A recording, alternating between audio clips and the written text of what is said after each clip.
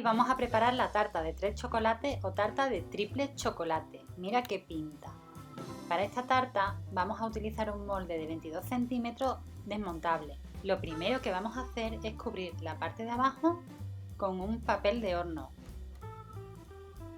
Lo colocamos encima de la base y cerramos. A continuación, depende de si queréis que los bordes os queden rugosos o no, untamos con un poquito de aceite y cubrimos las paredes. Si lo ponéis así, los bordes os van a quedar onduladitos. Si los queréis rectos como la tarta de 3 chocolates de siempre, solo debéis colocar el papel abajo.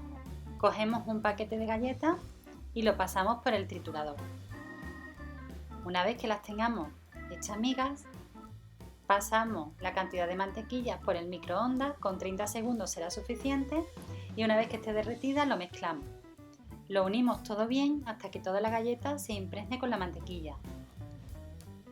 Y cogemos el molde, se lo ponemos por encima.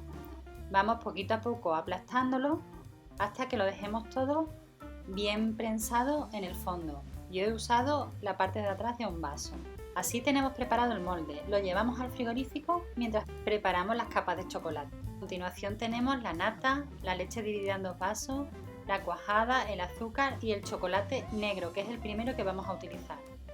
En un recipiente al fuego colocamos la nata, a continuación ponemos la mitad de la leche, es decir, uno de los vasitos que teníamos, y el azúcar. Mientras se calienta vamos a mezclar el otro vasito con la mitad de la leche con todo el sobre de cuajada y lo reservamos. En la mezcla que estaba ya calentándose añadimos el chocolate y lo vamos deshaciendo poco a poco. Cuando está deshecho y todavía tenemos la cacerola al fuego, le añadimos la mezcla de leche y cuajada. En la cajita de descripciones os dejo cómo sustituir la cuajada. La cuajada tiene que hervir durante 1 minuto desde que la ponemos hasta que la quitamos del fuego. Lo dejamos templar y antes de verterlo vamos a poner algo, una espumadera, una cuchara, lo que queráis, pero algo para proteger el fondo y que no le haga un agujero cuando vertamos la capa de chocolate. Lo dejaremos por lo menos 10 minutos antes de hacer la siguiente capa. Utilizamos los mismos ingredientes, pero esta vez con chocolate con leche. Repetimos los mismos pasos. Ponemos en un cazo a calentar la nata junto con la mitad de la leche que teníamos dividida en un vaso y el azúcar. Mientras se hace, ponemos la otra mitad de la leche con la cuajada y lo movemos bien para que no quede ningún grumo. A continuación, como ya estará la leche calentita, ponemos el chocolate y lo vamos derritiendo en la cacerola. Una vez que esté derretido y siempre al fuego, le vertemos la leche con la cuajada que ya teníamos mezclada. Lo tenemos hirviendo con burbujitas durante aproximadamente 1 minuto y lo dejamos templar antes de verter encima de la otra capa. Rallamos la capa anterior de chocolate para que se peguen las 2 capas, si no, no se pegarían bien, y poniendo algo para que proteja la capa anterior, vertemos nuestro líquido encima, la otra capa de chocolate, y dejamos que se enfríe durante un ratito. Mientras preparamos la siguiente capa, los mismos ingredientes, pero esta vez con chocolate blanco.